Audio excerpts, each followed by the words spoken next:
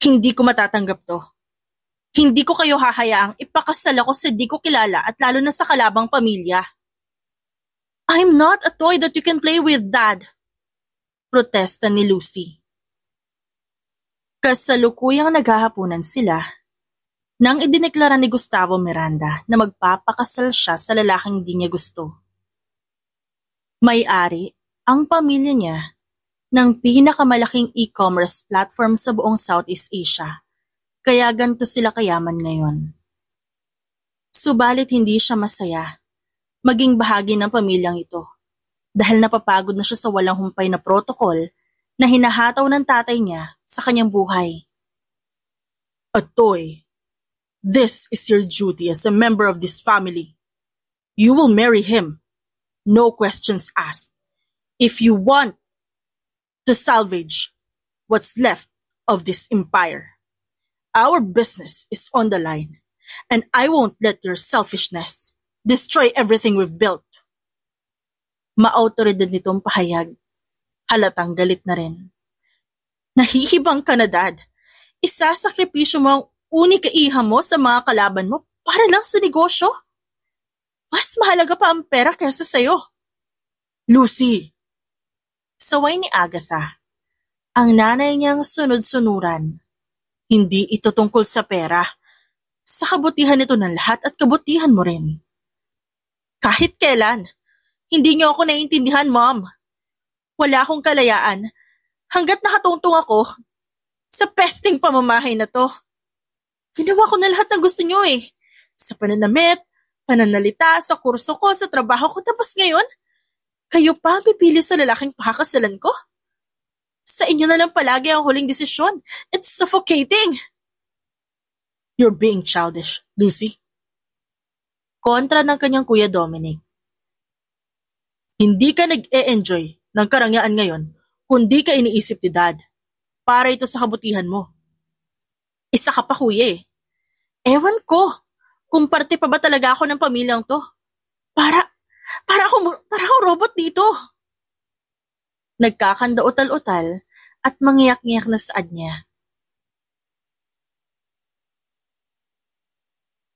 Tinaas ng kanyang ama ang isang kamay. Enough! Don't think too much of yourself, Lucy. Ililigtas ka ng kasal na to. Pati ang pamilya natin. Hindi ito tungkol sa feelings mo.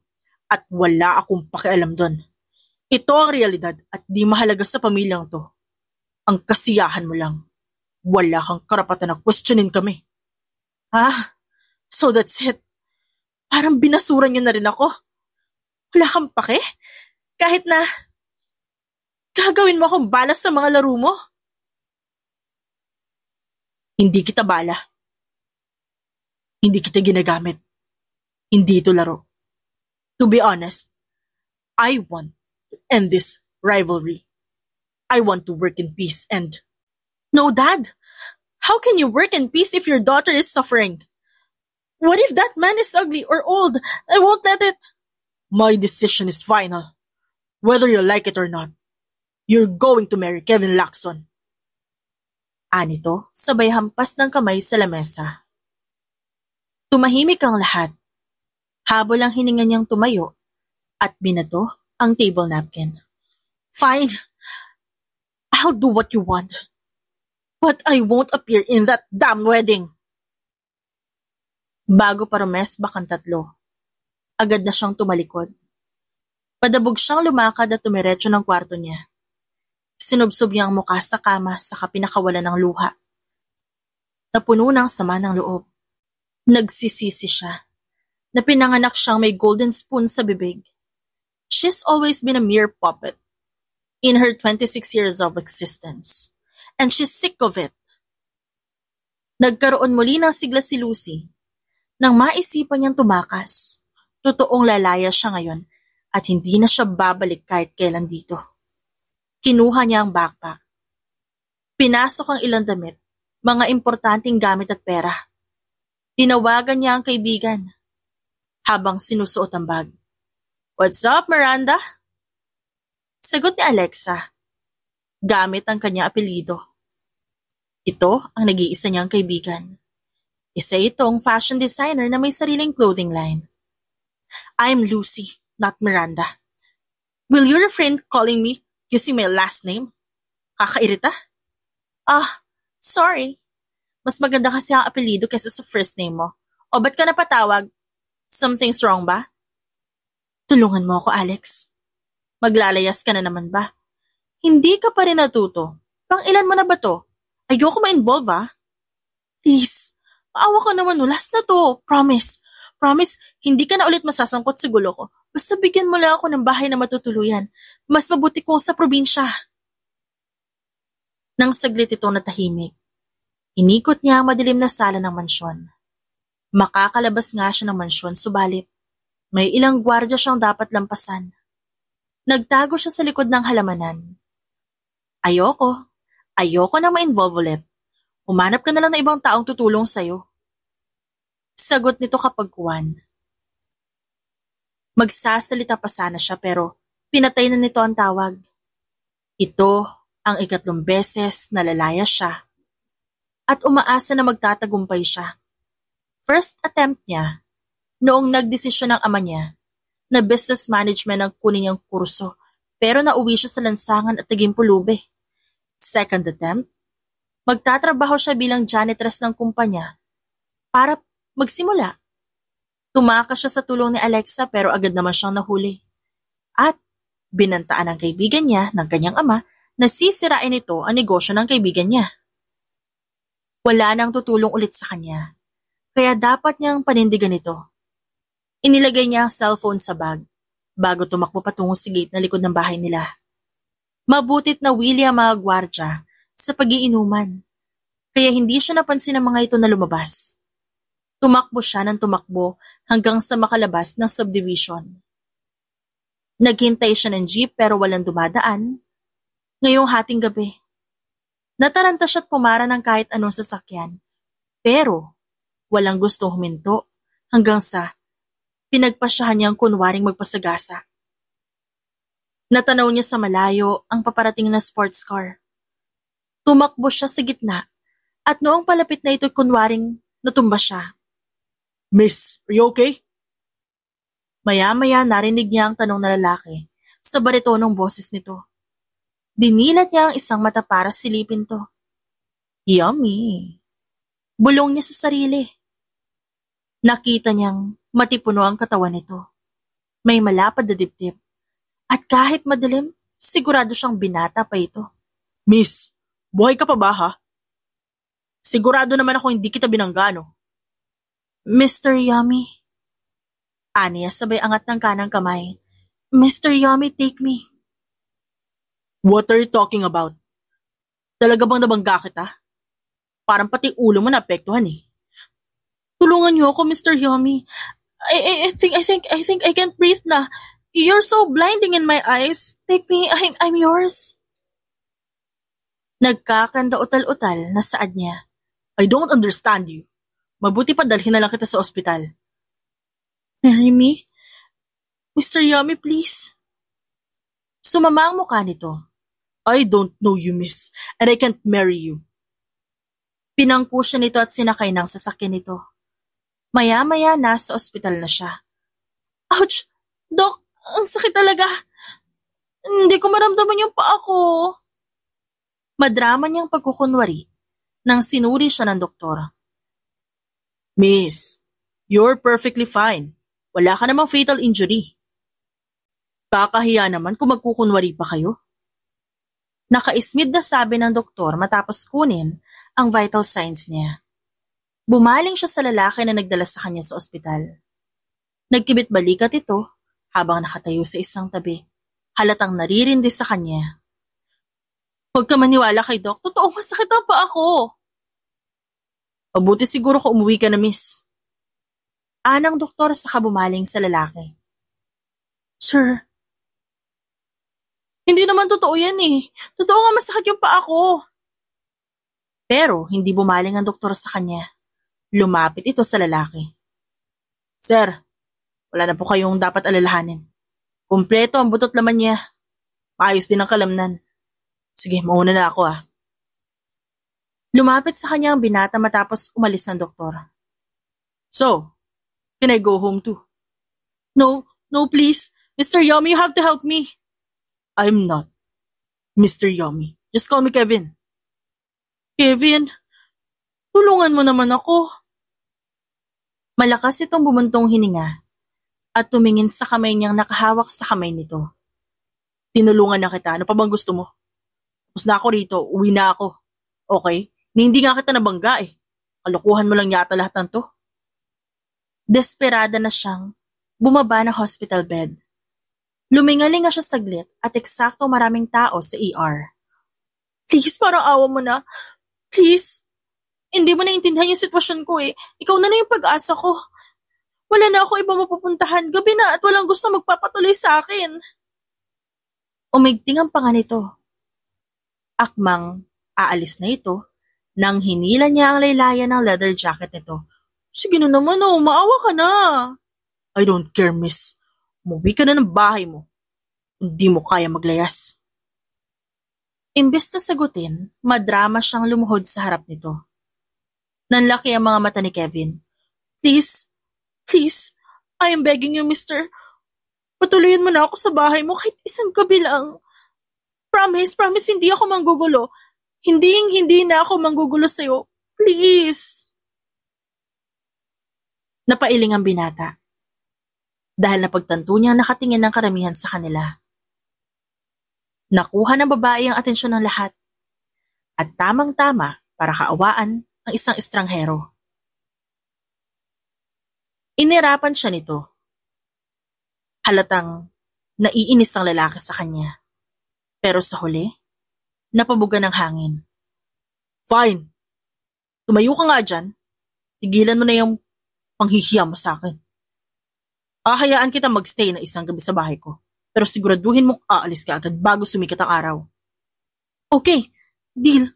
Thank you. Thank you talaga. Otomatiko siyang tumayo. Sinuot ang backpack at inayos ang buhok. Pinakita niya na hindi talaga siya nasaktan. Ano? Hindi pa ba tayo aalis? Maangyang tanong matapos matigilan ng mahabang sandali. Kumurap-kurap ang mata ng lalaki. At ikaw pa may gana magbadali. Uy, Leo, excited lang ako makita yung bahay mo. Teka, nakatira ka ba sa mansyon? Villa? O palasyo? Ayan sa sports car oh. Kitang-kita. Maganda yung sports car mo. Halatang bago, mukha kang bilyonaryo. Mahabang litanya ng babae. Habang sumusunod palabas kay Kevin. Dinala siya ng lalaki sa penthouse nito sa BGC. Ang lugar na pinakaayaw niya. Dahil nasusuka na siya sa panorama na puro building. Bahala na. Kailangan niyang magpanggap para mailigtas ng sarili at makahanap ng lalaking totoo siyang mamahalin. Tandaan mo, isang gabi ka lang dito. Ayaw kong makita ang pagmumukha mo bukas. Maliwanag. Bili nito bago pumasok sa kwarto nito. Ngumuso siya pero masayang pinasadahan ng tingin ang kabuuan ng interior design ng penthouse nito. Sikreto siyang nainggit dahil pangarap niyang magkaroon ng ganito. Nakalimutan nitong sabihin na matulog siya sa kama, kaya kumatok siya sa pintuan. What? Bumungad sa kanya ang galit na mukha nito.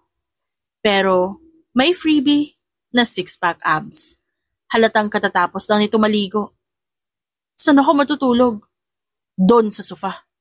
Get out of my sight and don't knock again. Pabalibag nitong sinara ang pinto sa mukha niya. Suplado. Salamat ka. May yummy pandesal ka. Aniya, bago naglakad, umupo sa sofa sandali kapag kuwa'y humiga na rin. Nanakit ang gilid ng ulo ni Kevin Lacson nang tumunog ang cellphone niya. Napaungol siya at nakapikit na sinagot ang tawag. What? Nawawalang anak ni Gustavo Miranda. Hindi matutuloy ang engagement mo. Kapag di makikita yung babae na yun sa loob na 5 araw, wala na akong magagawa, kundi matutuloy ang gusto mo. Mahabang litanya ng kanyang ama. Alfred Lacson, I don't care. Akma niyang ibababa ang cellphone nang magsalita ulit ang nasa kabilang linya. You don't care. Diba? Gusto mo maging fiancé ang Lucy na yan? Oo, gusto ko. Pero di nyo na siya kailangan hanapin. Ano ibig mo sabihin? Saglit siyang huminto. Bumangon at kinusot ang mga mata. Kasama ko siya ngayon dito kaya huwag ka mag-alala. Matutuloy pa rin ang balak ko. Paano nangyari? Saan kayo nakita? Kinama mo agad? Dad! Ganyan na ba kadumi yung tingin niyo sa akin? Di ko siya kinama, no? Usa siyang lumapit sa akin. Oh, that's good. What a great news, is it? Sasabihin ko ito kay Gustavo. No need. I'll tell him myself. Ibe-babysit ko muna yung anak niya para tumino. I am proud of you, son. Marami ka talagang backup plan. Hihintayin ko na lamang ang araw ng engagement. Oh, come on, Dad. Huwag ka masyadong excited. Kukunin ko muna ang loob ng isang to. I'm just happy. Yeah, sadyang mabilis dumapo ang swerte eh. Sige, let's talk again later. Pinatay niya ang tawag. Bumaba sa kama. Magsa-shower muna siya bago lumabas ng kwarto. Sigurado siyang nandyan pa rin si Lucy at magmamatigas itong umalis. Kilala niya si Lucy dahil buong buhay niyang inoobserbahan nito mula sa malayo. 10 taon siya nang makilala ito sa isang charity gala ng kumpanya nila. Simula noon, pinangako niya na ito lang ang kanyang mamahalin. Kaya ngayon, na naghirap sa negosyo ang pamilya Miranda, sinadya niyang alokin to ng arranged marriage. At pakiramdam niya nanalo siya sa loto. Ang unang naisip niya ay si Lucy. Dahil ito talaga ang gusto niyang pakasalan. Sa kabilang banda, naisip naman ni Lucy na upang di siya paalisin ng lalaki, lulutuan niya ito ng breakfast. Mabuti na lang hindi siya ganun ka-ignorante sa kusina. Kayang-kaya niyang magluto ng sariling pagkain. Ano pang ginagawa mo dito? Sinabi ko sa'yo, di ba? Ayoko makita yung pagmumukha mo sa umaga. Ginulat siya ng nanggagalaiting boses ng lalaki. Oh my G, sorry. I just want to cook you breakfast. Bilang utang na loob sa pagligtas mo sa akin at pagpapatuloy. Sumandal ito sa sink sabay kibit-balikat. Marunong ka ba magluto? Parang dinaganan siya ng malaking bato. Oo naman no, sisiw lang to. Sigurado ka. Mukhang negro na kasi ang hotdog mo. At ayan no. Hindi nito tinapos ang pagsasalita nang itulak siya nito. Ito na ang nagtanggal ng hotdog sa frying pan. Natutop niya ang sariling bibig. Sorry ah. Ni simpleng pagpaprito lang di mo magawa. Mabuti pa umuwi ka na sa inyo. Singhal ng lalaki. Na-distract siya. Yun ang totoo. Kaya pati niluluto niya nadamay. Hinawakan niya ang t-shirt nito. Please, parang awa mo na. Huwag mo muna akong pauwiin. Gagawin ko lahat ng gusto mo. Inangat ng lalaki ang isang kilay. Bakit? Ayaw mo umalis. Pinag-usapan natin na aalis ka ngayong umaga. Wala na kasi ako ibang pupuntahan. Ikaw na lang yung pag-asa ko. Nagmamakaawa niyang sambit, sabay bitaw sa t-shirt nito. Halatang anak mayaman ka. You can stay in a hotel if you want. Frustrated siyang pumadyak. Hindi pwede. Lumayas ako sa amin. Gusto ko ipakasal ng mga magulang ko sa lalaking hindi ko kilala. Ay diba normal yun sa mayayaman? Ano problema dun? Hindi ko nga kilala yung lalaki. Natatakot ako na baka pangit na matanda siya. What if he has a big belly and smells like expired milk? I can't live like that. Sikreto itong ngumiti. Parang ang malas mo naman kung ganun. So anong plano mo? Maghahanap ako ng lalaki magpapanggap na boyfriend ko. Baka magbago yung isip nila kapag makita nila ako may mahal na iba. And who exactly are you planning to ask? Nalilito siyang kumurap-kurap. Hindi ko pa alam. Hahanap ako. Siguro gwapo tas mayaman. Siyempre mabait din. What if I do? You? Natulala siyang tinitigan to. Hindi ito nagdalawang isip na tumango. Yeah. What if I pretend to be your boyfriend? Sigurado ka? Ako nang nag-offer. Ayaw mo? Hindi, hindi sa ganon. Winasiwas niya ang mga kamay. That way you can stay here and your parents will back off. Pero mayaman ka ba? Business tycoon ka ba? Billionaire? Kumibot ang dulo ng labi ng lalaki. May sports car. At ganito karangyang penthouse ba ako kung hindi ako mayaman? Bakit mo naman ako o-offera ng ganito? Bakit mo gagawin ang bagay na yun? Nag-aalinlangan niyang tanong. Kaswal itong kumibit-balikan. Sabihin na lang natin na naaaliw ako sa sitwasyon mo. Saka nakakatuwang galitin ng mga magulang mo, no? So payag ka na? Naningkit ang mga mata niya. Talaga bang gagawin mo? Kung payag ka rin na mag-stay muna ako dito? Ngumisi ito sa kayumukod sa kanya. Oo, simula sa araw na to, fake boyfriend mo na ako. Nilunok niya ang bumarang bagay sa lalamunan. May duda ako pero sige, okay, you're hired. Tumawa ang lalaki. Ako lang yata ang empleyado na magpapasweldo sa'yo. Kinagat niya ang ibabang labi.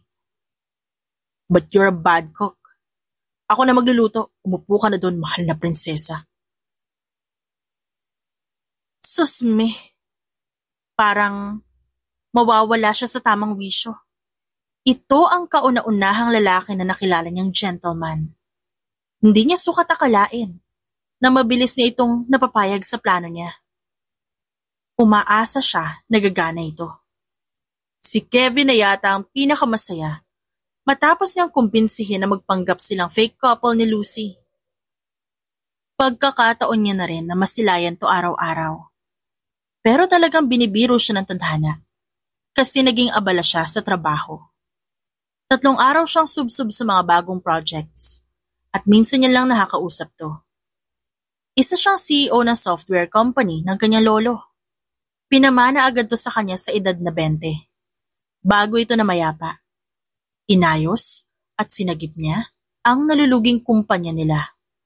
8 taon niyang pinaghirapan tong buuhin. At salamat dahil nagbunga din ito at umunlad.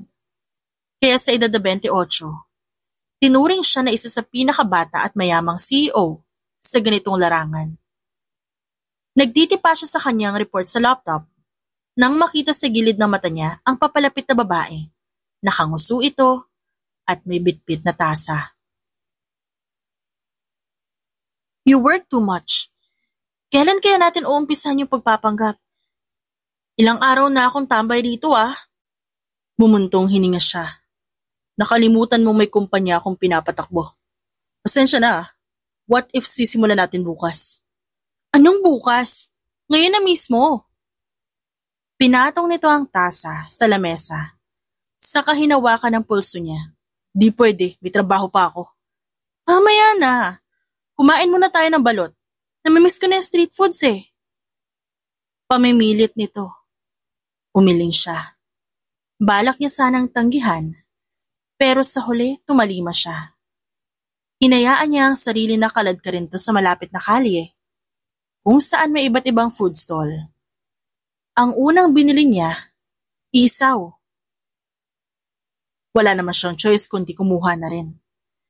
Mabuti na lang, hindi nito naisipang bumili ng balot. Yun ang pagkain na hindi niya kayang kainin. I don't know if I can eat that. Masarap to. Try mo yung hawak mo. Tiyak makakalimutan mo nasa Maynila ka. Bakit? San ba ako mapupunta kapag kinain ko yan? Sa langit. Sige na, kainin mo na. Baka sumakit pa yung tiyan ko Ang arte mong mayaman ka. Gayahin mo ako. Mayaman din ako pero kahit ano kinakain ko. Sige na.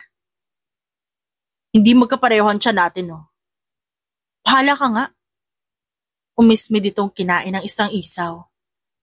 Pinanood niya lang ang dalaga na kumain ng kung ano-ano hanggang sa napansin niya ang pagliwanag na mukha nito. Mukhang nasarapan talaga ang dalaga sa kinakain. Hanggang sa napansin niya ngumingiti na pala siya. It's the first time in years that he had a carefree moment. Pumipintig ng mabilis ang puso niya habang pinapanood itong tumatawa. Lucy, tumigil ka muna sandali. Bago ito makatugon, pinunasan niya ang sauce na kumalat sa gilid ng labi nito. Para kang bata kumain. Pasensya na, masarap kasi. Gusto mong tikman yung kwek-kwek? Inabot nito ang stick na may bilog na kung ano sa dulo. Sandali niyang tinitigan yon. Ano, gusto mo ba? Hindi pa man siya nakapagsalita, isinubo na nito sa kanya isang pirasong kwek-kwek. Pumalat ang sauce sa bibig niya at pareho silang natawa. Ito pa lamang ang babaeng gumawa nun sa kanya. Kaya pakiramdam niya, napakaswerte niya. Matagal niya na itong crush at sa wakas napansin din siya ni Lucy. Kaya parang ayaw niya matapos ng sandaling to. Bakit? Maanghang? Ngumisi ito. Because you're so hot. Anong kinalaman dun? Totoo na maanghang. Hindi lang maanghang kundi mainit pa. Be careful with your joke. Hey, I'm telling the truth. You're not just yummy, you're also hot. So you're gonna take me? Mas masarap pa rin ang kwek-kwek kesa sa'yo. Huh? Maniniwala na sana ako sa sinabi mo eh. Pagkatapos nun, umuwi silang nagtatawanan sa penthouse niya. Sa sumunod na araw, abala si Lucy na sinusuklay ang buhok nang bigla siyang hinilan ni Kevin. Nakasuot ng pambahay siya at hindi niya alam kung saan siya dadalhin nito. Saan tayo pupunta? Sa isang lugar na malamig. Pinilit niyang bawiin ang kamay rito. Hey, saang malamig? Kinabahan siya sa maaaring gawin nito. Baka dalhin siya sa motel. Kakain lang tayo ng ice cream. Ano ba iniisip mo? Uminit ang kanyang pisngi. Napahiya tuloy siya sa inisip. Ba't di mo agad sinabi na sa ice cream parlor pala tayo pupunta? Pinagmumukha mo naman akong green-minded, no? It's not my intention. Malay ko ba kung ano malamig na lugar ang nasa isip mo? Parang gusto na lang maglaho ni Lucy sa sobrang hiya. Utang na loob, huwag ka mag-isip na masama ha. Inosente po ako. Natawa na lang ang lalaki sa kanya. Maya-maya nagtungo sila sa Italian restaurant. Buong akala niya sa convenience store lang sila pupunta. Pero dito sila napadpad. Hiyang-hiya siya sa kanyang suot. T-shirt at jogging pants. Saka hindi lang ice cream ang in-order nito kundi full meal na tanghalian. Hindi niya inaasahan na uuwi ito mula sa trabaho para kalad ka rin siya patungo rito. Nakakahiya dahil baka pagkamalan siyang pulubi sa itsura niya. Iniwan mo ang trabaho mo para dito? Nasa tamang katinoan ka ba?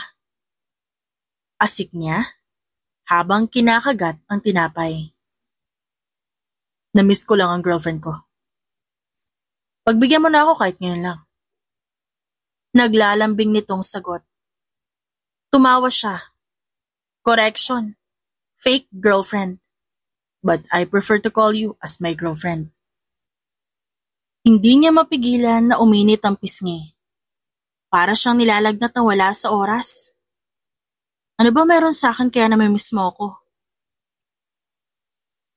Do you want me to answer that question?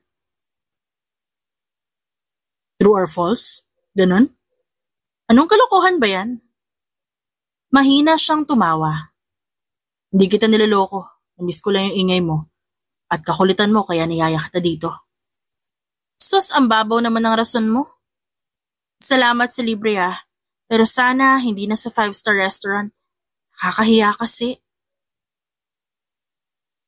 Saad niya habang nakayukod na bumulong sa lalaki. Nahihiya ka sa pagiging matakaw mo? Aba, parang gusto mo ako ipademanda sa pag-ubos ko na lahat ng pagkain sa ref mo ah.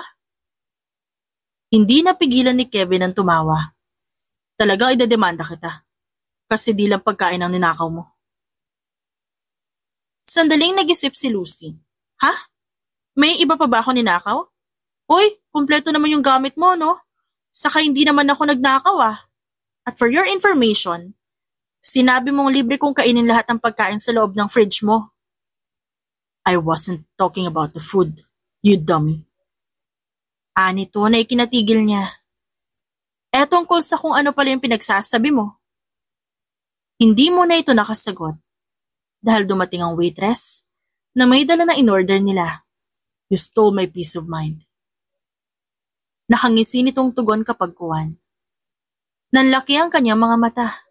Ang corny mo? Che, may peace of mind ka pa. May lagnat ka ba ha? Teka, titignan ko nga. Inabot niya ang noon nito, pero huminto siya nang may maramdaman nakakaiba sa kalagitnaan. And now, you're caught stealing my peace of mind. You really care about me. Will you shut up? I don't care about you. We should eat now. Deny ka pa, pero halata naman nag-aalala ka sa akin. Siguro gusto mo na ako, no? Hoy, kahit yummy ka pa hindi kita magugustuhan, no? Tamang fake couple lang tayo. Trabaho lang to, walang personalan. Hindi ko sinabi na magiging trabaho. Ang pagiging fake girlfriend mo. Tumigil ka nga. Kumain na tayo bago pa mapasukan ng hangin yung ulo mo. Pero sinakop mo na ngayong isipan ko at nanganganib din ang puso ko. Isinubo niya ang pagkain kesa sumagot. Pero ang totoo, nagwawala na ang puso niya sa kilig. May posibilidad bang magkakagusto ang isang Kevin sa kanya? Teka, hindi niya pa nga pala alam ang apelyido nito. But, never mind. Ang cringe mo? Kumain ka na lang, please. Pero may balak talaga ako maging real couple tayo. Nanlaki ang mga mata niya at napahinto sa pagsubo ng pagkain. Pinagtagpulat tayo sa daan. Saka di kita talaga kilala. Hindi ko nga alam kung ilang taon ka na. Pati apelyido mo eh. 28 na ako, Lucy. At Alonzo ang apelyido ko. Pwede ba magpakilala ulit? Hi, I'm Kevin Alonzo, 20. Isinalpak niya ang pasta sa bibig nito. Saka natawa siya sa ginawa niya. Hindi tuloy nito na ituloy ang sasabihin. Ang kanilang pagkain ng tanghalian, nauwi sa Ocean Park. Tumambay sila buong maghapon doon dahil tinamad na magtrabaho si Kevin. Ayaw niya sana pero nadala siya sa pagmamakaawa nito. 5:00 ng hapon, naglalakad sila pabalik ngayon sa kotse nito. Nasa likod niya, ang nakasiklop na mga kamay habang masayang kinukwento ang nasaksihan kanina. Noon, wala talaga akong pakialam sa mga isda. Pero, bakit naging kakaiba sila ngayon nakasama kita? Bigla ako natakot sa sharks. Nakita mo ba yung mata nila? Ang tindi! Sa wakas, normal na tao na pala ako kasi may takot ako sa kanila. Para kang bata. Pero mabuti naman nagustuhan mo. Worth it din yung pagkaladkad ko sa'yo dito. Thank you ah. Pasalamat ka sa Ocean Park mo ako dinala kung hindi. Huminto siya nang bumagsak ang malakas na ulan. Oh my God! Teka sandali, umuulan. Saan ba tayo pupunta? Paano tayo makakauwi nito? Imbes na sumagot ito, hinila nito ang kamay niya.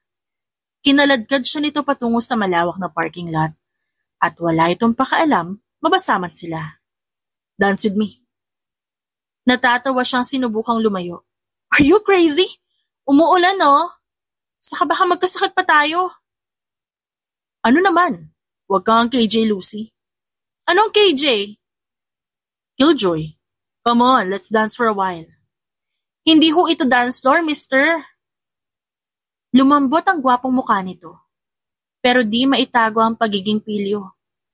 Wala siyang magawa kundi pagbigyan ang lalaki. Bumuntong hininga siya at pinatong ang isang kamay sa balikat nito. Fine, pero pag nagkasakit ako, ikaw sisisihin ko ah. Tumawa lang ang lalaki. Deal. Saka huwag ka mag-alala kasi aalagaan kita. Sasagot sana siya pero kinabig na siya ng binata. Wala itong pakialam kung umuulan man ng malakas. Natagpuan na lamang ni Lucy ang sarili na tumatawa habang sumasayaw ng tango. Ito ang unang beses na gumaan ang pakiramdam niya at naging malaya siya. Nalululang nakatingin lang ang binata. Pero huling-huli niya sa mga mata nito ang kakaibang bagay na hindi niya maipaliwanag. Kinaumagahan, abala si Lucy sa paghahanda ng agahan. Nagpresenta siyang magluto ng pancake kaysa umorder sila sa labas. Naiinis siya sa pagiging tamad nito at nakadepende lang palagi sa commercial na pagkain. Kumakanta siya nang lumabas si Kevin galing sa kwarto nito. Subalit pasuray-suray itong naglalakad. Wow, sa pagkakaalam ko hindi tayo uminom kagabi kaya walang rason na may hangover ka. Kunot noon niyang pahayag. Umungol ito sabay gulo ng buhok. Nagkaroon ako ng hangover sa pagiging maganda mo. Sige, mauna na ako. Paano naman tong breakfast mo? Kainin mo na lang. Naririndi siyang lumapit dito. Tapatin mo nga ako, may lagnat ka Yan kasi, ayaw mo makinig. Wala akong lagnat. Sige, magsinungaling ka pa. Halatang-halata ka na Wala nga akong lagnat. Mas malakas pa ako sa kalabaw. Hindi ito natapos sa pagsasalita nang humakbang to palapit sa kanya at nawala ng balanse. Mabilis niya itong hinuli bago ito bumagsak sa sahig. Hoy, Kevin! Nagpapanik niyang bulalas. Dinala niya ito pabalik sa kwarto nito, pinahiga sa kama nito, tinanggalan ng sapatos at damit, maliban sa pantalon. Sira ulo ka talaga? Papasok ka pa rin kahit may lagnat ka? Yan ang napapala na matigas ang ulo. Sermon niya. Aalis sana siya nang hinawakan nito ang palapulsuhan niya. Nanginginig siya nang maramdaman ng mainit itong kamay. Bumaling siya rito. Kumurap-kurap ang binata sabay ngiti sa kanya. I don't regret it. Anong pinagsasabi mo? Hindi ko pinagsisihan na sumayaw sa ulan at magkalagnat. Dahil yun ang pinakamasayang sandali na kasama kita. Nako, halatang malala na yung lagnat mo. O ano-ano na yung sinasabi mo Matulog ka muna at ipaghahanda kita ng lugaw. Kahit anak mayaman siya, alam niya naman kung paano magluto ng lugaw. Dahil sinanay siya ng namayapan niyang lola nung bata pa siya. Ang saya ko kasi. Pinagtagpo tayo ng tadhana. Gaya ng ulan. Nahuhulog ako sa'yo. Anong sinasabi mo? Mahina itong tumawa. I like you, Lucy. No, let me correct myself. I love you. Bago niya maproseso ng maayos, ang binanggit nito, hinila siya ni Kevin, palapit dito, at siniil siya ng halik sa labi. Isang malambot, mabagal, at mahinang halik na puno ng pagmamahal. Nangangatog siya. Sinabayan pa ng malakas na kabog ng dibdib ang kanyang kaba. Unti-unting pumikit ang kanyang mga mata at tumugon sa halik ng lalaki. Pagod na ngumiti ang binata, matapos itong humiwalay sa kanya. Saka mabilis na nakatulog. Mainit ang pisngi niyang natulala habang hawak ang labi. Hindi to totoo. Bakit bigla ako nahulog sa lalaking to? Traitor kang puso ka. Hindi mo nga siya kilala yung utang na loob. Mangiyak-ngiyak niyang saad sa sarili habang tinatapik ng paulit-ulit ang dibdib. Matapos noon, nagpapapadyak siyang bumalik ng kusina. Matapos ang isang linggo, gumaling si Kevin. Pero si Lucy naman ang dinapuan ng lagnat.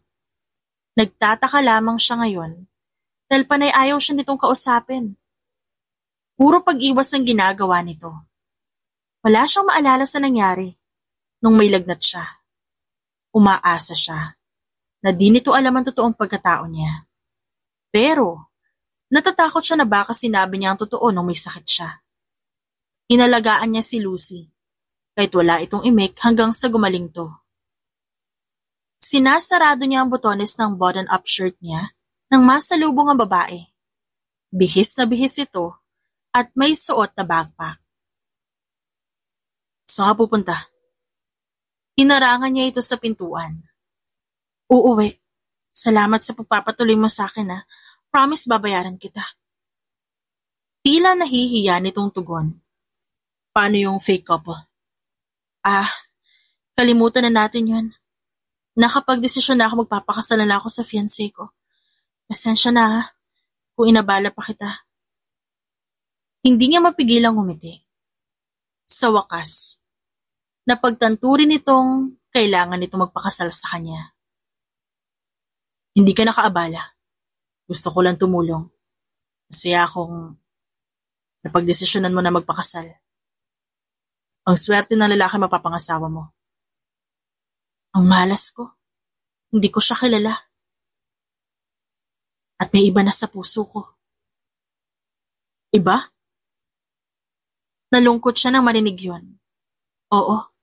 Ayoko maging komplikado ang buhay ko. Bakit? Sino ba yun? Bakit? Kasalanan mo. Akma itong umalis pero hinarangan niya ulit. May ginawa ba ako masama? Oo, at malaki yon. Sigurado akong wala akong ginawang mali. Nakalimutan mo lang. Sinabi mong mahal mo ko, hinalikan mo ko kaya nagkalignat ako. Aalis na ako, Kevin. Hindi ako pwedeng ma-inlove sa'yo. Ayoko masangkot ka sa gulo ng buhay ko. Bumilis ang tibok ng puso niya.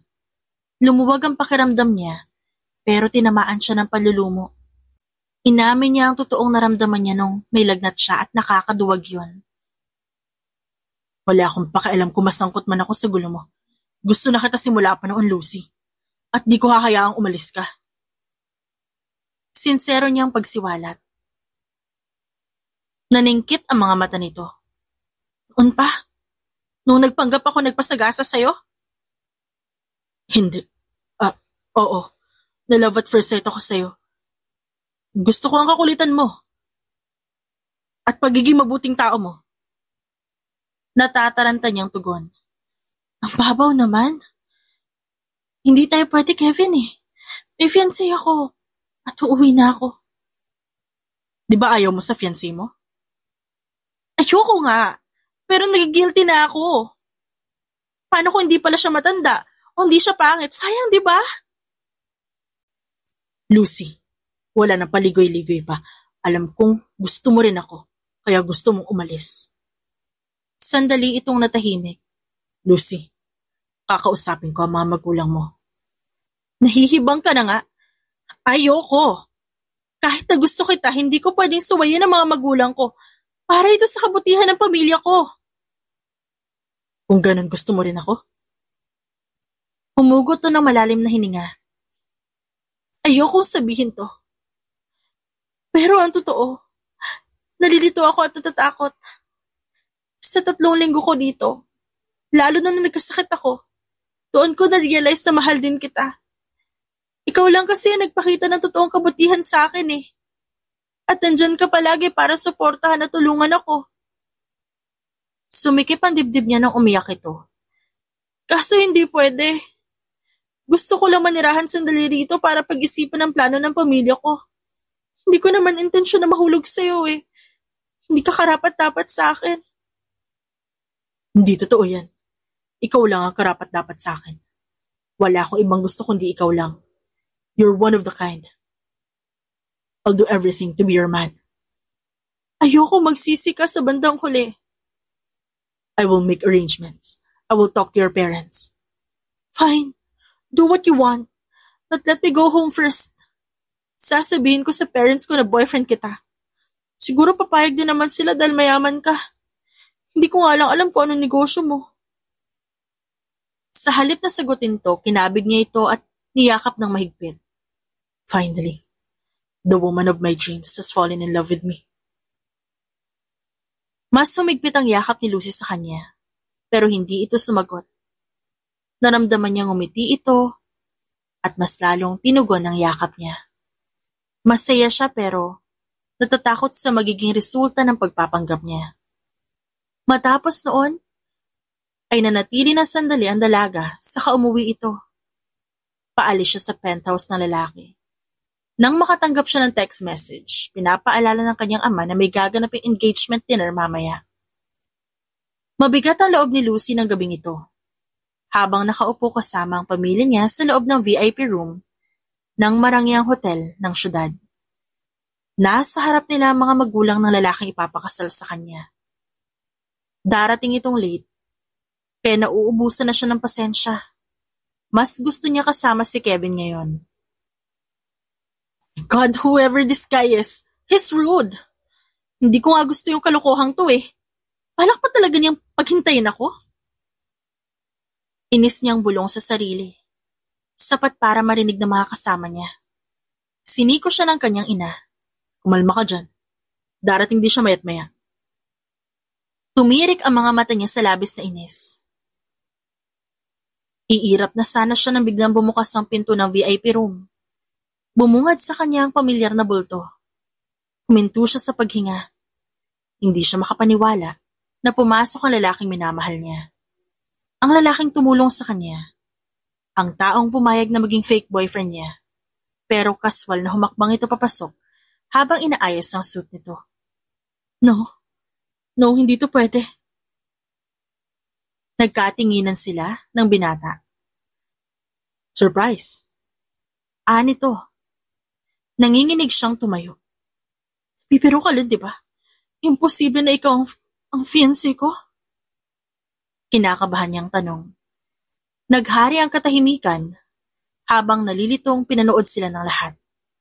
Nanatiling kalmado si Kevin na lalo niyang kinainisan. Tumikim ang kanyang ama. Sit down, Lucy. This is an important meeting. Binaliwala niya ang sinabi ng kanyang ama. Alam mo pala ang lahat? Aniya kay Kevin.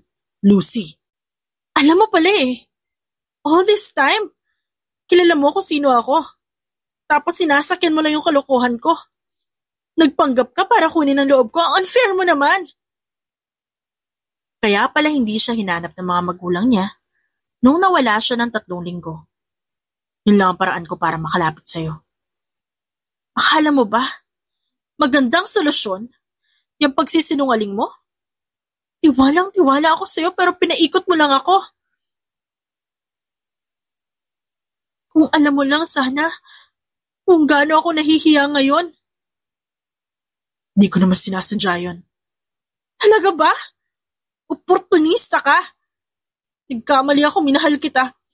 At nagsisisi ako na nagpadala ako sa mga kasinungalingan mo.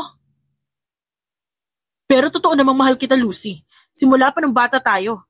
Don't you dare say it. If you really love me, you wouldn't have made a fool out of me.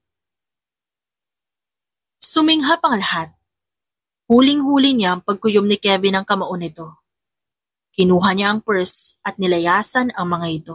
Subalit sinundan siya ng binata. Lucy, let me explain. Dumampi ang malamig na hangin sa labas ng hotel. Sa kanyang nanginginig na katawan. Huminto siya at pinunasan ng mga luha niya. Hindi niya namalayan na nasa likod niya pala ang binata. Kaya di niya nagawang lumayo nang hinablot nito ang palapulsuhan niya. Makinig ka, Lucy. Nakikiusap ako. Binawi niya ang kamay. Ayoko na makarinig ng kalokohan mo. Fine, magpapakasal pa rin ako sa'yo, pero sisiguraduhin kong magiging impyerno ang buhay mo. Ang totoo, ako mismo ang nagpa-arrange marriage nito. What? Tiniyak ko na ikaw ang babaeng pakakasalan ko. Hindi ko kaya makita kami ibang lalaki, Lucy. Dapat ako lang ang lalaking mamahalin mo dahil simula ng bata pa tayo mahal na kita. Pero di ko lang kayang sabihin dahil natutorpe ako. Kung alam mo lang kung gaano ko tiniis ng sakit tuwing nagkaka-boyfriend ka. Hindi sana nanligaw ka. Ang tuwag mo.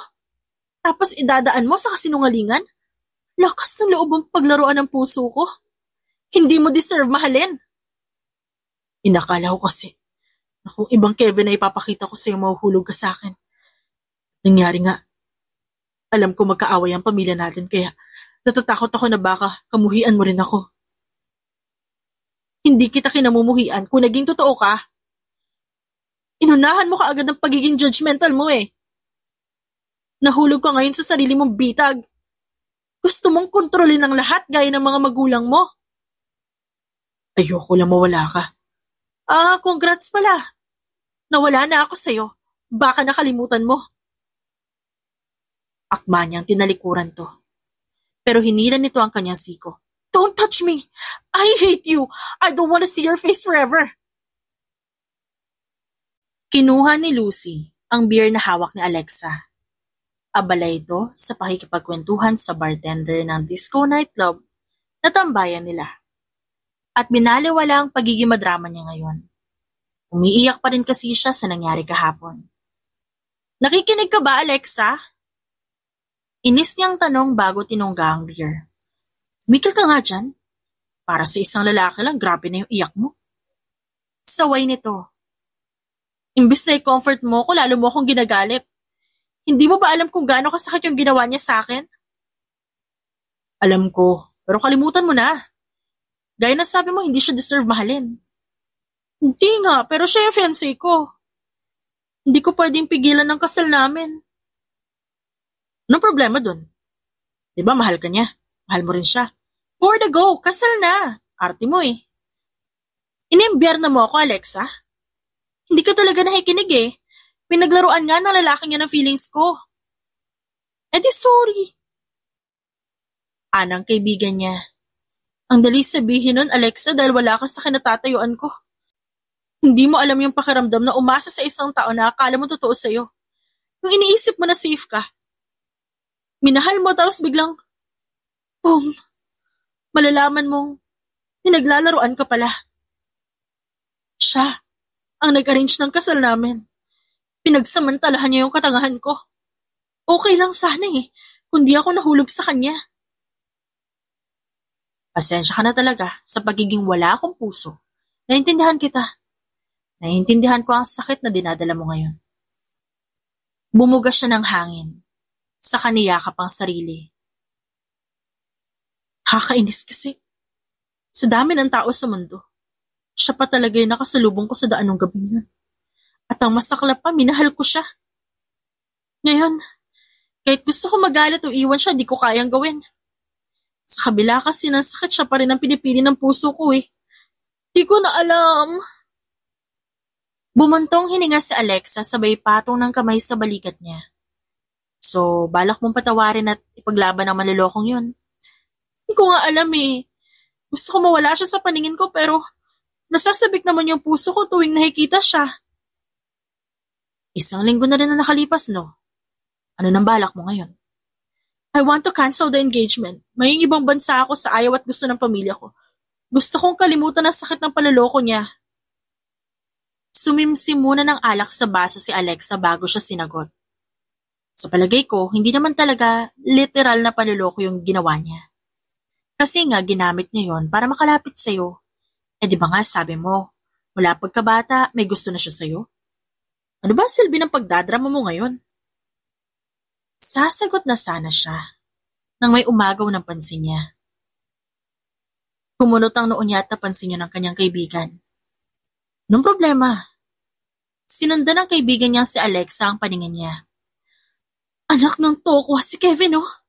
Lakas ng loob niya magpakita ngayon kahit nakakausapin niya ako, hindi ko siya pagbibigyan. Nagbago ang mukha niya nang may tumabing babae sa binata. Hindi sana siya magagalit kung hindi nito inakbayan. Tumayo siya. Kinuyom ang kamao. Aakma sana siyang lapitan ng mga ito pero pinigilan siya ni Alex.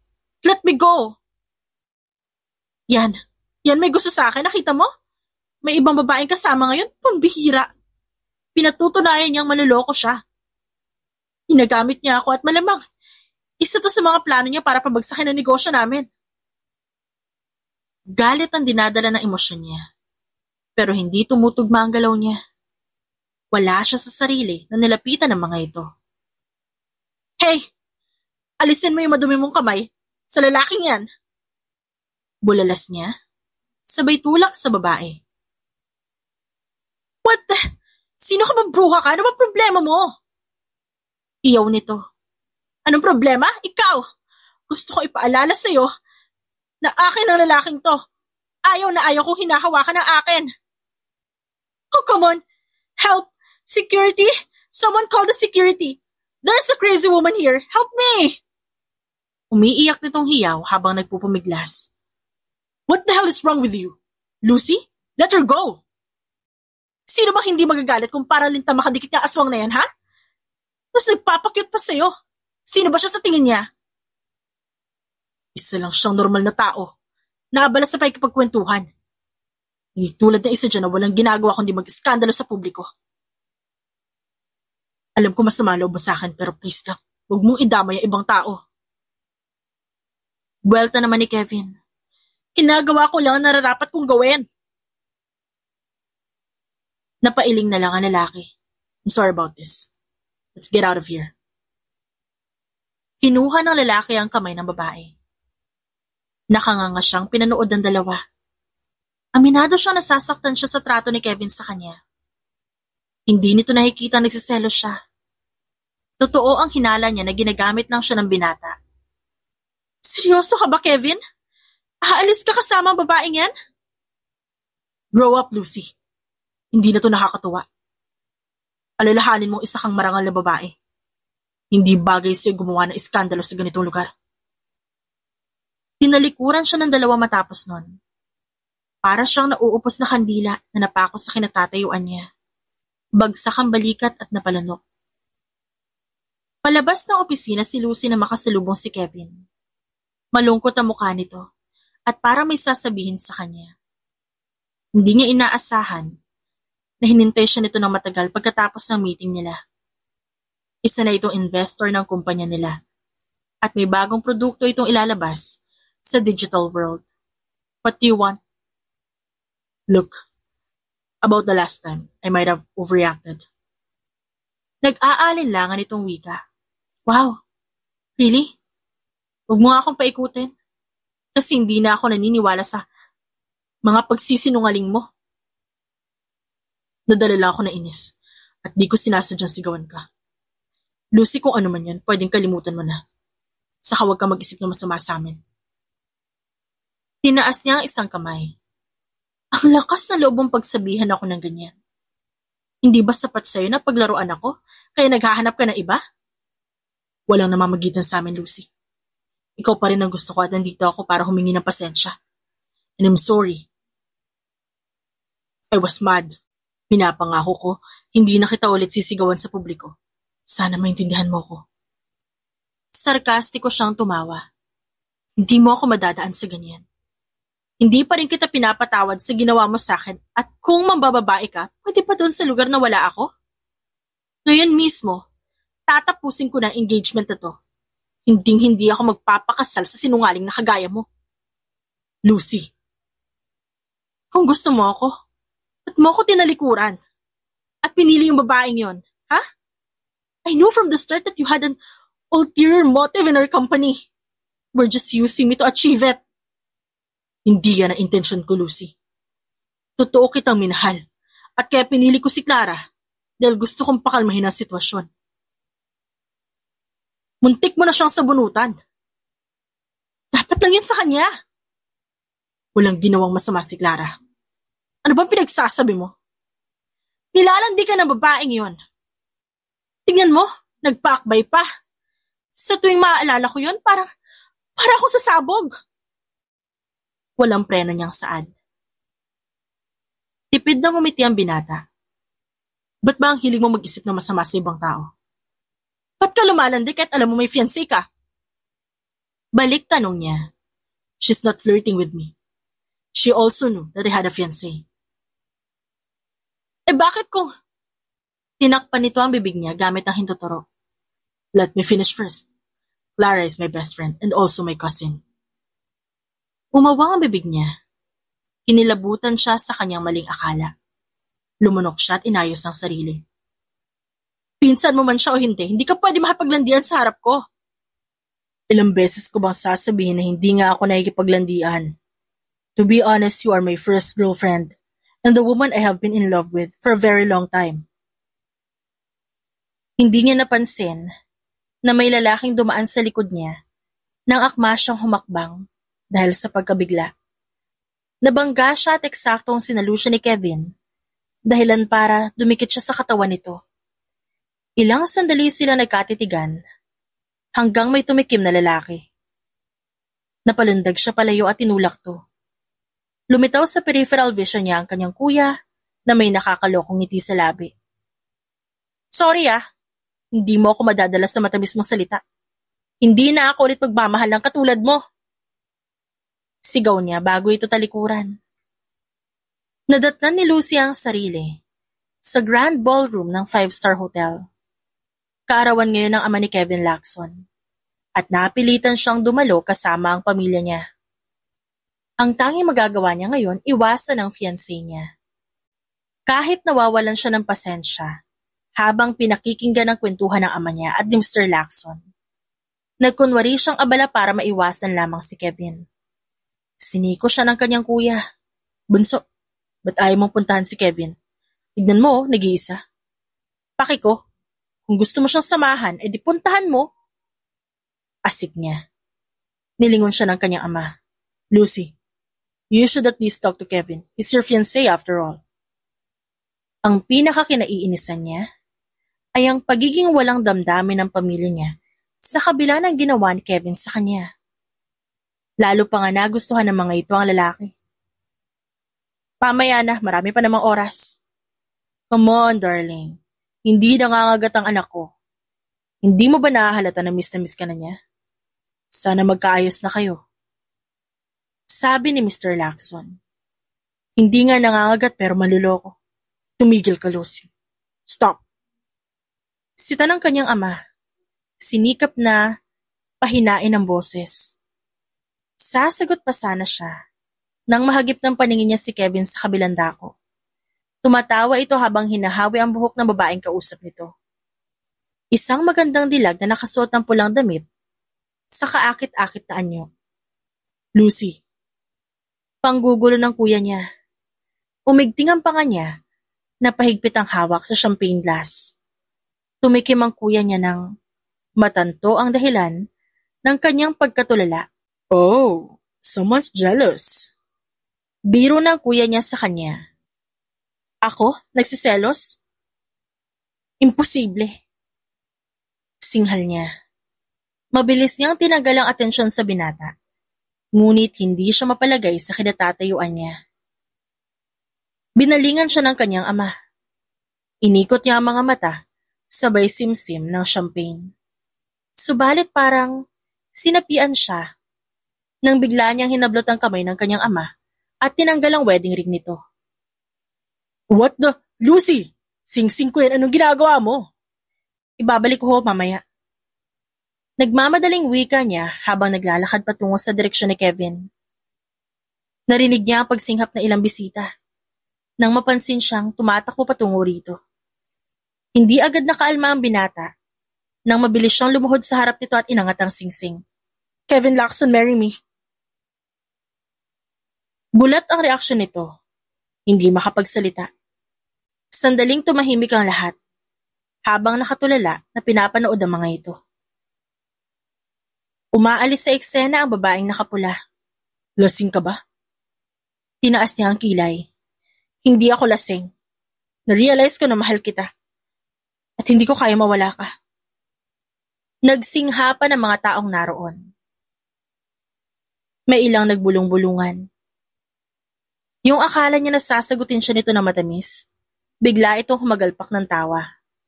Naaaliw ito sa kabaliwan niya. Namewang pa ito. Siguro may nakain ka di masarap. Wala. Gusto ko lang sabihin sa lahat na akin ka lang na walang ibang babaeng pwedeng lumapit sa'yo. Oh, you actually proposed out of jealousy in front of everyone? Sumabog ang tawanan sa loob ng venue. Hindi niya mapigilang uminit ang kanyang pisngi. Nasaan na ba ang dignidad niya? Ang respeto niya sa sarili? Para siyang nilamon ng kahihiyan ngayon. Hindi ako nagsiselos. Ayoko lang makita na may kasama kang ibang babae. Hindi mo na kailangang mag-propose. Alam ng lahat na matagal na tayong engaged. Kalimutan mo na to. Babawiin ko na. Tumayo siya at mabilis pa sa kidlat na tinalikuran ng lalaki. Parang gusto niyang maglaho ngayon.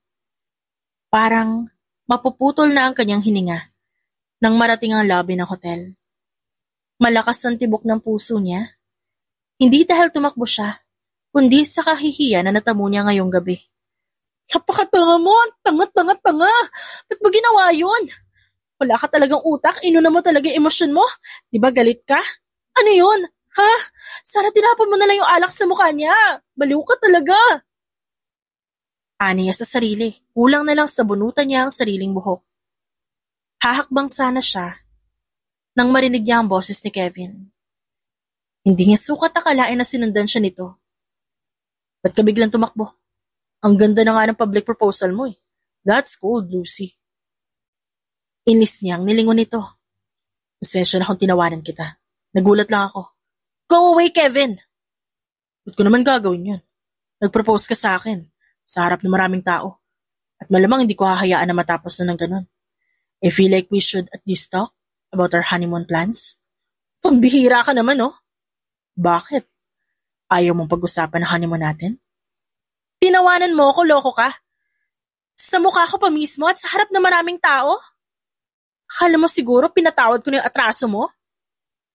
Sigurado akong pinatawad mo na ako. Aasta ka bang ganun kung galit ka pa rin sa akin? Alam ko mahal mo pa rin ako, Lucy.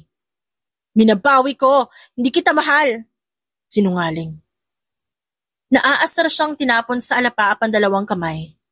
I was panicking, okay? Nakita kita na may ka-flirt na babae. And yeah, nawala ako sa sarili ko. At napagtanto kong ang hirap mong pakawalan. At natatakot ako na baka isang araw, dadalo na lang ako sa kasal mo imbis sa kasal natin. Natatakot ako makita ka may ibang mahal. Naiiyak niyang pagsiwalat. Sandali. Totoo nagsiselos ka? Di ba halata? Umiiyak na nga yung tao eh. Umingo siya dito. Parang di naman totoo. Ginawa mo lang yun para pansinin ka ng lahat. Totoo lahat ng sinabi ko. Nainis ako habang gwapo ka sa sarili mo. At abala ka sa pakikipaglandian sa iba. I really hate that.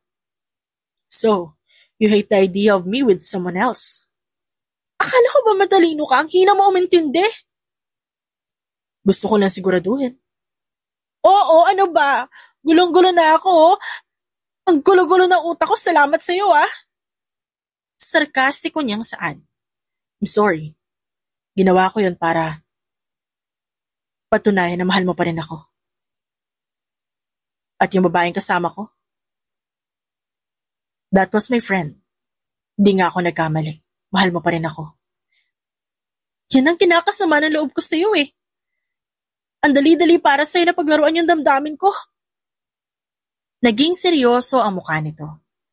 Pasensya na. Alam kong sirang-sira na ang imahe ko sa'yo pero yun lang ang paraan para sigipin ang relasyon natin. Alam ko kasing mahal mo ako. Hindi siya sumagot. Salamat dahil pinatawad mo na ako. Dugtong nito matapos ng ilang sandali. Wala ako ibang choice, okay? Fine, quits na tayo. Kakalimutan ko na yung pagsisinungaling mo. Hindi ko kaya mawala ka. Ngumisi ang lalaki. That's cute. Cute? Siraulo ka ba? Come here, Lucy.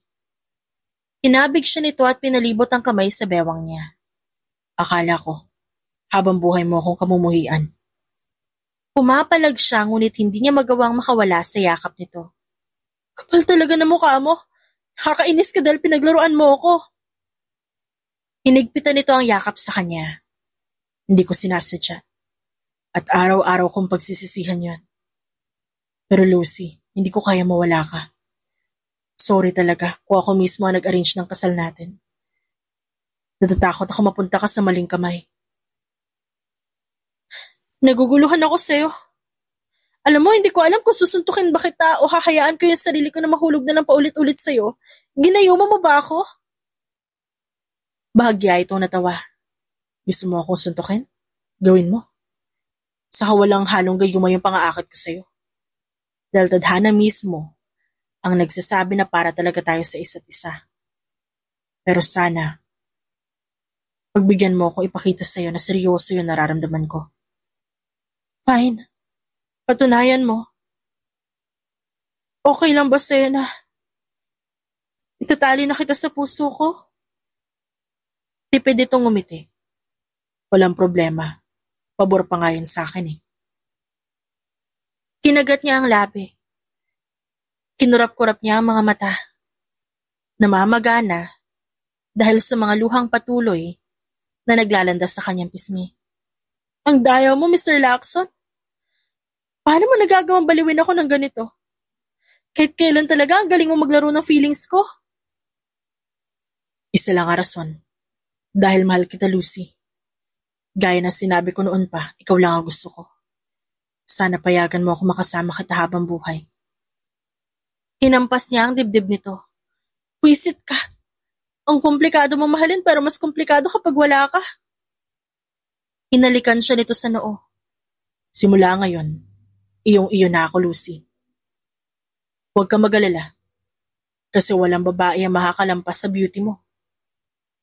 Ikaw lang ang paborito ng mata ko. Pinapangako ko na hindi na kita ulit paglalaroan at hindi kita iiwan. Walang makakapalit sa'yo. Talaga? Seryoso? Pinunasan nito ang luha sa kanyang pisngi. Seryoso ako, Lucy. Cross my heart, hope to die. Ikaw lang ang mamahalin ko, gumuho man ang mundo ko. Umulan man o bumagyo. I love you, Kevin. Gumuhit ang ngiti nito sa muka, bago muling hinaplos ang pisngi niya, at marahan siyang hinalikan sa labi. I love you too, Lucy. Nawindang si Kevin nang mas diinan ng babae ang halik sa kanya. Tumatawa siyang marahang piningot ang tenga nito.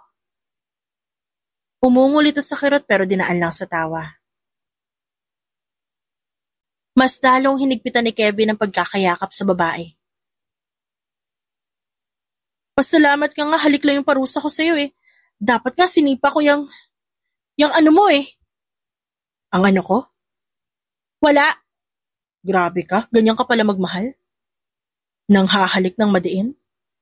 Akala ko ba, napatawad mo na ako? Napatawad na kita pero hindi ibig sabihin wala kang kaparusahan. O ayun, napatawad na. Pero okay lang kahit hindi.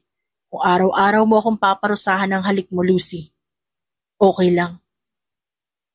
Pero, hinawakan ng babae ang kanyang ilong. Mariing pinisil yun. Pulang-pula nang bitawan nito ni Lucy.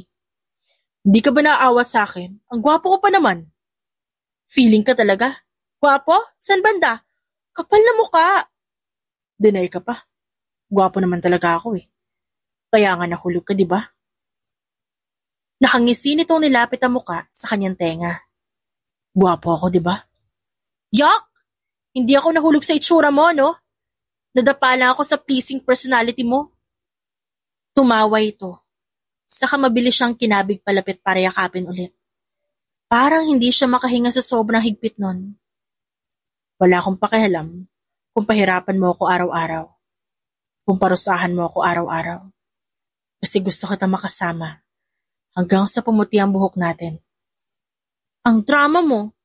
Sige na nga, magpapabihag na ako sa'yo. I love you, Kevin. I love you, babe. Walang bawian, babe. Tumango siya. I love you so much. And you're my baby. Ang cringe pala nito. Biro ni Lucy, pero hinalikan niya ang lalaki. Kahit may mga taong dumadaan sa lobby, hindi sila humiwalay sa isa't isa. Hindi niya makakalimutan ang gabing yon dahil sa wakas, hinayaan niyang diktahan siya ng kanyang puso. Wala siyang pakialam kung nasaktan siya. Mahal niya ang lalaki. Marahil nakakabaliw nga ang pag-ibig. Pero ang importante ngayon, pagmamay-ari niya na ito. Sunod-sunod ang buntong hiningang pinakakawalan ni Kevin habang bitbit ang mga gamit na kinakailangan ng asawa niya. Patungo sila sa ospital ngayong hapon dahil manganganak na ito. Darating na ang panganay nila matapos na naikasal 1 taon na nakakalipas. Nasaan na ba si Lucy? Taranta niyang tanong sa mayordoma matapos ilagay ang gamit sa backseat ng sasakyan. Pababa na, sir. Sinapo niya ang noo. Papasok na sana siya na masalubong niya ang asawa. Han, malapit na. Saad nito habang hinihimas ang tiyan. Teka sandali. Wala sa sarili niyang sabi at mabilis na pumasok ng sasakyan. Sa sobrang taranta niya, binuhay niya ang makina at aalis na sana. Nang hindi pa sumasakay si Lucy. Nang bumalik siya, hinampas siya ng asawa. Sorry. Kevin, napakawalang hiya mo talaga, salbahe ka. Sorry, kinakabahan ako, natataranta ako. Natatakot ako. Ikaw pa yung takot? Ako tong mga anak? Bilisan mo, hindi ko na kaya. Inalalaya niya ang asawa at isinakay sa likod. Sorry na, di ko sinasadya. Nataranta lang talaga ako. Di ka talaga pwede maging doktor kasi nangiiwan ka ng pasyente. Galit na belta nito. First time ko kasi. Sagot niya at kinamot ang noo. Bilisan mo na, dali mo na ako sa ospital, lalabas na yung anak mo. Oh. Yes, ma'am. Sagot niya at sumaludo pa. Bilisan mo! Nangangatog siya habang nagmamaneho. Sasabihin ko ang katotohanan, Han. Natatakot ako na baka may mangyaring masama. Sana wala. Tumahimik ka nga, magmaneho ka na dyan, bilisan mo! Sa kabila ng lahat, maayos at ligtas na nanganak si Lucy. Hindi siya mapakali ngayon na makita ang mag-ina niya. Kasama ang mga magulang nila, pumasok sila sa silid nito. Sumikip ang dibdib niya sa tuwa. Nang bumungad sa kanya si Lucy, at nasa tabi nito ang maliit na supling. Hindi niya namalayang bumagsak na ang luha niya. Han, ba't ang tagal mo? Kanina pa sa'yo naghihintay ang anak mo. Pagod na wika ni Lucy. Paulit-ulit siyang kumurap habang pinagmamasdan ng sanggol. My son. I have a son. I'm a father now. Subalit bago niya makuha ang anak, inunahan siya ng mga magulang nila. Oh, let me hold him first. I am the grandmother. Masayang saad ng ina ni Lucy. Excuse me, I'm also his grandmother. Ibigay mo siya sa akin. Sabi ng mommy ni Kevin. Saka mabilis kinuha ang bata sa braso ng balain nito. Ang gwapo-gwapo ng apo ko manang-mana sa akin. Walang duda. Nanggaling siya sa angkan ko. Anang kanyang ama. Halata naman nanggaling siya sa amin. Oh. Look, he obviously got my daughter's good genes. Irit ng ama ni Lucy. Naubusan siya ng pasensya habang pinapanood na pinagpapasapasahan ng lahat ang anak niya. Humigting ang kanyang pangat na mewang. Teka sandali, nakalimutan niyong kasama ako sa paggawa niyan, ibalik niyo ang anak ko. Sa halip na pansinin siya, pinagpatuloy lang ng apat ang paglalaro sa anak niya. Wala rin siyang pagkakataon na makita ang mukha nito. Napairap siya at humawak sa dibdib. Una, pinaglaban kita, Lucy. Ngayon dapat ko rin pala ipaglaban ang anak ko. Ang daya ng mundo minsan. Relax. Masisilayan mo rin yan, no? Ani Lucy sa kanyang asawa. Kailan? Kapag naglalakad na siya sa aisle? Sa araw ng kasal niya? Pambihira kayo. Malma ka. Makikita mo rin siya. Anang kanyang ina. Bigyan niyo yung anak ko. At sa wakas, matapos ang matinding pakikipagbakbakan para mabawi ang anak, nagtagumpay siya. Binalot siya ng matinding emosyon nang inabot ito ng kanyang ina. Nanginginig ang kamay niya dahil ito ang unang beses na magbubuhat siya ng kanyang anak. Hi, I'm your dad. Bago pa niya abutin ang anak, nahimatay siya at bumagsak sa sahig. Welcome to fatherhood, Han. Galit na galit ka pa na kunin ang anak mo, pero hindi mo naman pala kayang makita. Napapailing na saad ni Lucy. Nagising siya sa paos nitong boses. Namalaya niya nakahiga siya sa katabing kama nito. Bumalikwa siya ng bangon nang maalala ang nangyari. Malapad ng ngiti ang sinulubong sa kanya ng asawa, habang kalong ang anak nila. Nilapitan niya ang dalawa. Ngumiti siya at pinagmasdan ng anak bago hinagka ng noo ni Lucy. Thank you, hon. Thank you for everything. Na-overwhelmed na ako sa sobrang tuwa. You are the best gift God has given to me. Lumipas ang mga taon. Binuo nilang mag-asawa ang buhay at bahay nila na puno ng pagmamahal, kasiyahan at may konting kaguluhan paminsan-minsan. Sa bawat umaga, nagigising si Kevin sa tabi ni Lucy.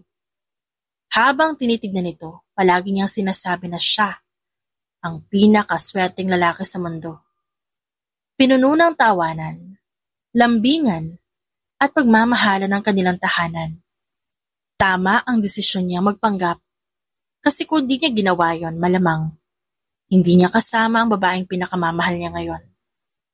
Wala rin palang problema kung minsan idadaan niya sa kasamaan kapag may gusto siyang kunin. Pasalamat na nga lang siya dahil minahal siya nito. Kaya ngayon, wala na siyang ibang mahihiling pa. The end. It's shoutout time! Shoutout kina Liz Berito, Zenakay Almoguera, Miss Melissa, Genevieve Alonzo, Miss Carmila, Indelebra, Kristen Joy, Kedale, Kristen Molines, Emeline Cadena, Angela Jane, Joanne Pinangan, Windy Villanueva, Leila Garces, Larissa de Guzman, at Sakina Ling.